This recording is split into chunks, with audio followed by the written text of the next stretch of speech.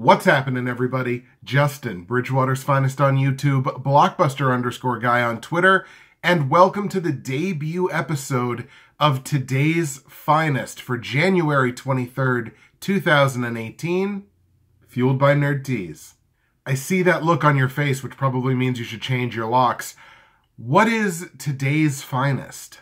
Well, in order to answer that, we got to go back a little bit, but take this journey with me.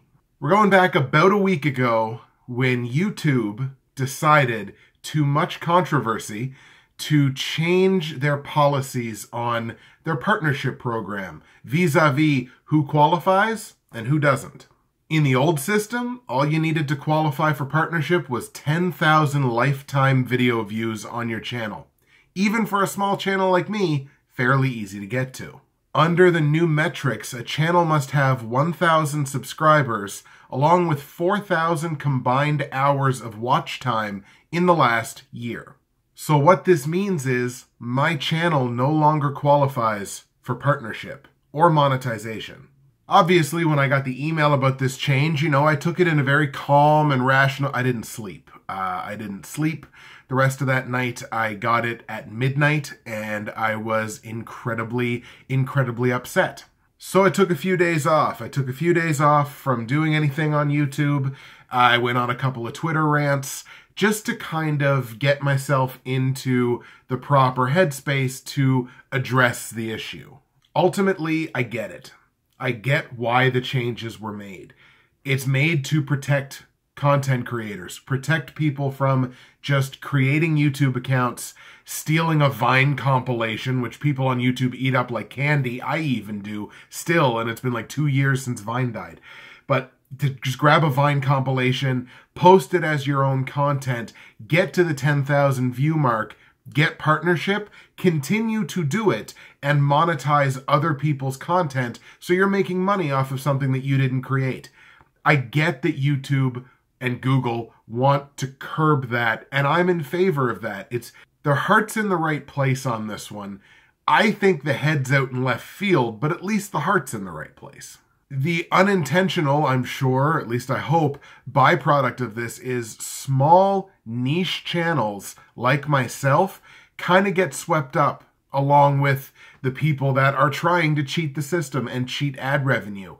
And to lose monetization and partnership on my channel through no fault of my own was a very, very bitter pill to swallow. Matter of fact, it made me angry. It made me angry that somebody like me who follows the rules and has very slowly but organically and on my own, based on my own content, built up a following and built up a channel to where it was now, to where I was making ad money. Look, I wasn't making a ton of it, but it's not about the money. It's about partnership, and it's about watching my channel grow. And I watched those things happen over the span of years, and then to have it taken away, not because I did anything wrong, was really frustrating for me, and I was angry for a number of days afterwards. As I'm sure the good folks that run the YouTube and Team YouTube Twitter accounts can tell you. I think part of what was really frustrating to me too is I'm so close. I'm so close on both metrics. You need 1,000 subscribers. I'm at 805. You need 4,000 hours of watch time in the last year. I'm over 3,600. So I'm close. I'm within like 10% on the watch hours and inside of 20% on the subscribers. So I'm really, really close. And I know a lot of other people personally who are very, very close on these metrics who are going to be losing partnership like me. And I have a message for you. Even if I don't know you, even if you stumbled across this video, but you're in the same predicament that I am, let me try to give you a piece of advice. At this point, we have two options. We bitch or we hustle. I mean, we can do both. We can bitch. That's basically what I'm saying is, this is my hustle. That brings us right back around to Justin. What the hell is Today's Finest?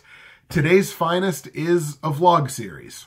And I'll be honest, I kind of tried to avoid the whole vlogging thing because I just felt like that's what everybody on YouTube does, and I kind of want to try to separate myself a little bit. But in the process of separating myself a little bit, I realize my channel and my exposure are very niche. So what do you do in that situation? Look, sometimes you just gotta go with it, and vlog channels do really well, and I think I can have a vlog that's at least a little bit entertaining that some people might want to watch, so why not?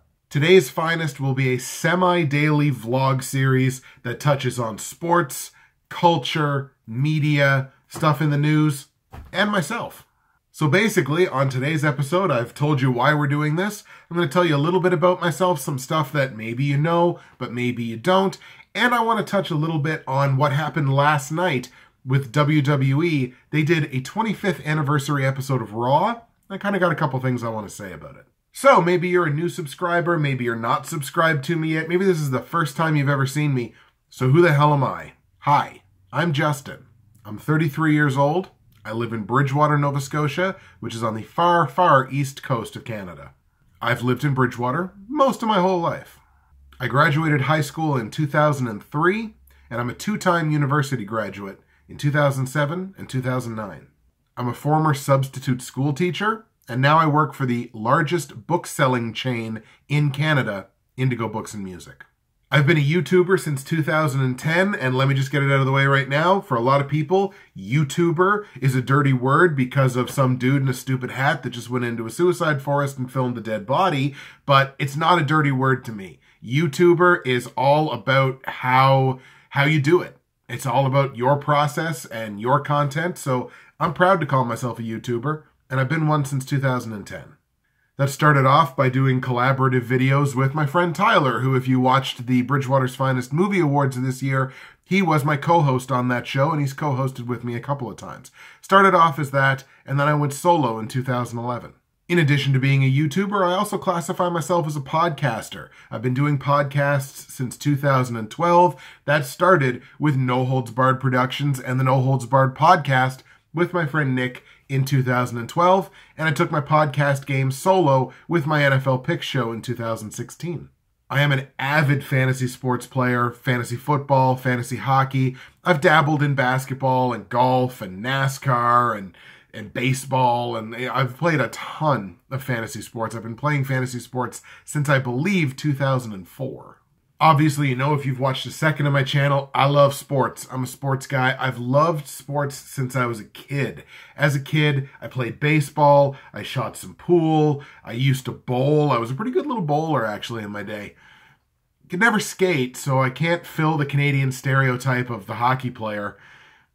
I always wanted to try tennis, but I'm not very fast. Played a little basketball. I was an okay little basketball player, but had no shoe game, though. And my only experience playing football was playing flag football this past summer, where I played the first game and then had to miss 2 weeks because I pulled my groin. I am Team PC over Team Mac. I am Team Android over Team Apple. And I am Team Sony over Team Microsoft, but I'm a Nintendo kid at heart. So look, that scratches my surface, all right? That's a little bit about me. I want to know what you guys want to know about me. Look, I'm going to have to fill some time on this thing. I want to know what you guys want to know about me. Ask me questions. Toss them in the comments section below. I will answer anything you ask, even the trolly ones. So Geo, get them loaded up. And like I mentioned, to kind of close out the show, I kind of wanted to talk a little bit about hashtag Raw25, the 25th anniversary of Monday Night Raw. That show happened last night. I'm a huge wrestling fan, or I have been basically in large portions most of my life. I've been a wrestling fan. I started watching in the early 90s with my grandfather. That was back, you know, Bret Hart and that era. I loved Bret Hart as a kid. Bret Hart was my guy. He was Canadian. He was an incredible technical wrestler. I always loved Bret Hart. And I've been watching Raw basically for the vast majority of its 25-year run. And last night, the culmination of that, the 25th anniversary show of Raw was okay. It was an alright show. I'll be perfectly honest, I thought the 1000th episode of Raw that happened, I believe it was a few years back now, but like Raw 1000, I felt like that was a better show. I felt like it had better matches, had more legends, had better legends. Just thought it was a better overall show. One of the features of Raw 25 was the fact that it took place in two different venues. It took place in the Manhattan Center, which is where the first episode of Raw took place. And then it also took place at, well, I believe the Barclays Center in Brooklyn. This was probably a bad idea, and probably a bad idea from the jump. There's a video circulating now through cyberspace that shows the Manhattan Center crowd after the show basically chanting BS and rip-off and refund. So I don't think the Manhattan Center crowd got quite what they wanted. That said, buyer beware, because you paid for a ticket for a show, a story-based show that is taking place in two different venues, and you have a ticket to the smaller venue and you feel like there wasn't enough of the show there. I get it. I'm not completely unsympathetic, but at the same time, buyer beware. A couple of noteworthy things, and it's a couple of things that did happen actually at the Manhattan Center. We got like a little 5-minute promo from The Undertaker, kind of an in-ring stand-up promo, where basically he talked about all the things that he's done before and how all of his opponents can now finally rest in peace. And of course, the speculative internet person that I am, I started going, did he just announce his retirement? Because The Undertaker, as anybody knows that's watched wrestling, greatest character in the history of wrestling, greatest gimmick in the history of wrestling, and nobody could have pulled off that gimmick like Mark Calloway. So you can't expect that he's just going to kind of come out to the ring as Mark Calloway and just say, like, you know, do his sort of retirement stand-up like kind of Edge did, or Daniel Bryan, or anything like that. Like, if he's going to retire, he's probably going to retire in character. So, that, again, that's sort of just my brain just kind of started going. And, like, I love The Undertaker. I've been a huge Undertaker fan since the first time I saw him. I was like, that guy's awesome. That gimmick is great. And it's endured for 25, almost 30 years. And then, of course, we had the D-Generation X reunion where Shawn Michaels and Triple H and the New Age Outlaws and X-Pac, and then they also brought out Scott Hall, Razor Ramon, even though he wasn't part of DX. So they brought him out, and they're doing their thing in the ring, and then the Balor Club comes down. Finn Balor and Anderson and Gallows come down. It looks like they're going to have this standoff, and then they do the Too Sweet together because they've kind of co-opted the Too Sweet gimmick in recent years, and that I thought was really cool, and okay, great. And then the Revival come out because the Revival have a tag match with Anderson and Gallows, and that match kind of makes the Revival look like bumbling idiots. The whole thing was kind of like, it was weird to me that the DX reunion took place in the Manhattan Center, because almost all of what D-Generation X did not take place in the Manhattan Center. I'm not sure if any of it took place in the Manhattan Center, to be honest. But I guess you had the tie-in with X-Pac and Razor, where like they had that match on it's one of the definitive early moments in the history of Raw, where, you know, just as the Kid, who he was at the time, the Kid beats Razor Ramon on Raw, and you're like, I thought this was just some jobber. He just pinned Razor Ramon. Oh my God, anything can happen on Raw. And that's an early definitive moment in the history of Raw. So I guess because that moment was great, you have to have those two at the Manhattan Center, but you also want to do the DX reunion. So I guess you kind of have to have the whole thing at the Manhattan Center. Plus, I'm sure they looked at what they had at the Manhattan Center and went, this is a little skinny. Basically, the Manhattan Center got, I think, 3 or 4 matches. The Undertaker stand-up. They got the DX reunion. They had JR and King were there doing commentary, and they were still pretty good. But yeah, overall, it was just kind of an underwhelming show. Even the ending with the showdown between Kane and Strowman and Lesnar, which is the triple threat match at the Royal Rumble next week, was okay. I mean, it was pretty cool when, you know, Brock just runs down and just steamrolls over Strowman and then goes in and F5s Kane, and then he's looking like a monster, and then Braun just destroys him. Like, if there's any result at the Royal Rumble other than Braun Strowman wins the world title in about 5 minutes, the build for it is going to look awfully weird, because right now he looks unstoppable. Anyway, I like wrestling, so I felt like I had to talk about a very important episode of Raw. I love the Royal Rumble. It's one of my favorite pay-per-views, so one of these episodes we'll probably come on here and talk about what the results of the Royal Rumble were.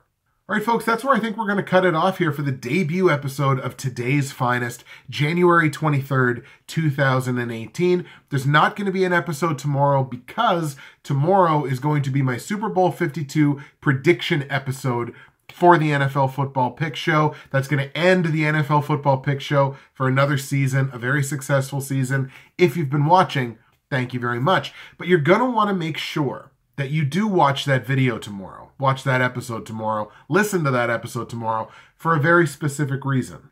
In that episode, I'm going to be giving you an opportunity to win a $10 credit towards NerdTeas. All the information for NerdTeas is in the description to the video below. You're going to want to check them out. I've got a promo code there if you didn't know, BW Finest. It's going to save you 15% at checkout. Plus, if you watch the episode tomorrow, you're going to have the opportunity to win a $10 credit towards NerdTeas.